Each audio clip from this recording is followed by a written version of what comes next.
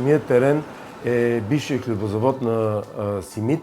Там се създава хляба по време на социализма. Съборихме хлебозавода. Всичко като плъмна в един бял прах. Ама всичко се покри с бял прах, защото се окаже, че в силозите имало брашно.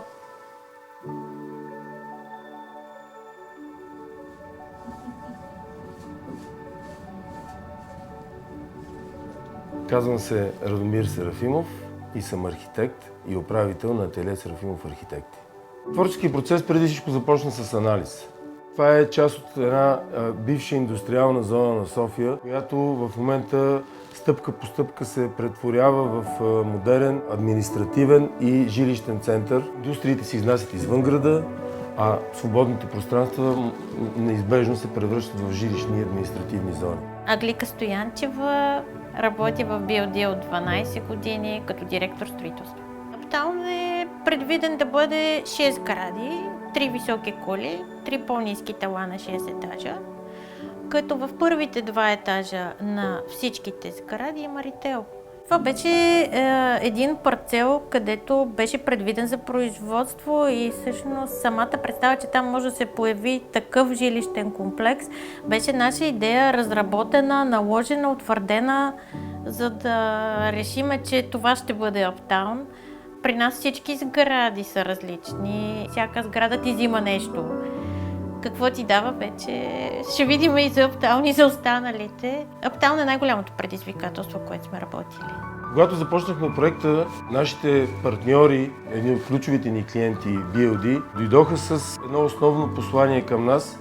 Искаме да създадем един изключително модерен, съвременен и уникален по вида си за града и за държавата градски център, в който да създадем една нова, модерна среда за обитание и там хората не просто да преспиват, не просто един комплекс от спални, а там да е своеобразен град с вътрешен живот, свой собствен характер, с услуги и с начин на обитание, да даде възможност на хората да нямат желание да го напуснат.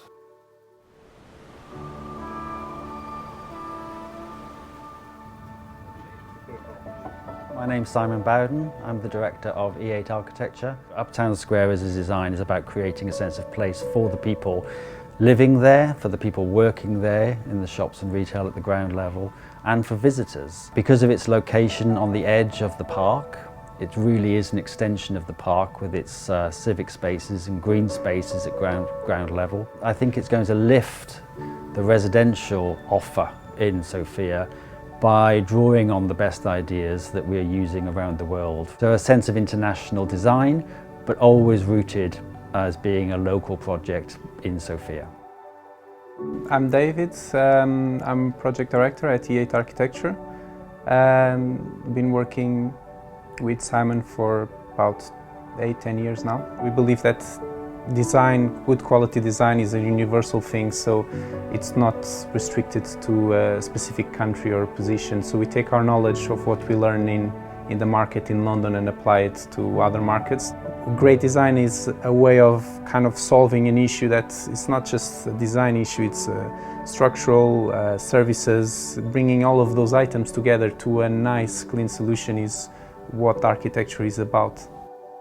Когато създаваме уникална архитектура, ние сме длъжни да помислиме не само за първоначалната визия на сградата, да помислим в дългосрочен план тя как ще бъде устойчива на атмосферните влияния и на времето. Тук е създадена мостра, цял фрагмент и това е първата по рода си елементна фасада, която ще бъде направена в София.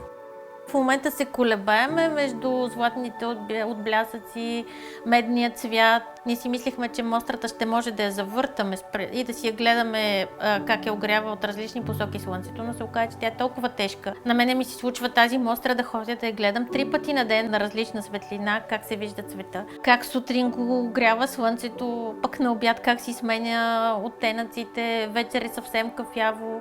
Най-качествените материали, които познаваме, смея да кажа, в София, България, на европейско и на световно ниво, ще бъдат вложени в Аптаун. Скоро бяхме в Лондон и от всички сгради, които разгледах, трябва да ви кажа, че придобих самочувствие, защото се оказа, че ние сме на тяхното ниво. След 15-20 години очаквам и съм сигурен, че проектът ще бъде същия, какъвто е създаден сега. Материалите, технологиите и подхода ще му даде една устойчивост във времето. Той ще бъде заобиколен от други подобни проекти. Всеки един нов проект се превръща в цел и за останалите проекти около него. Това е една положителна конкуренция и хубавото от тази конкуренция, че оставяме една прекрасна среда за жителите на града.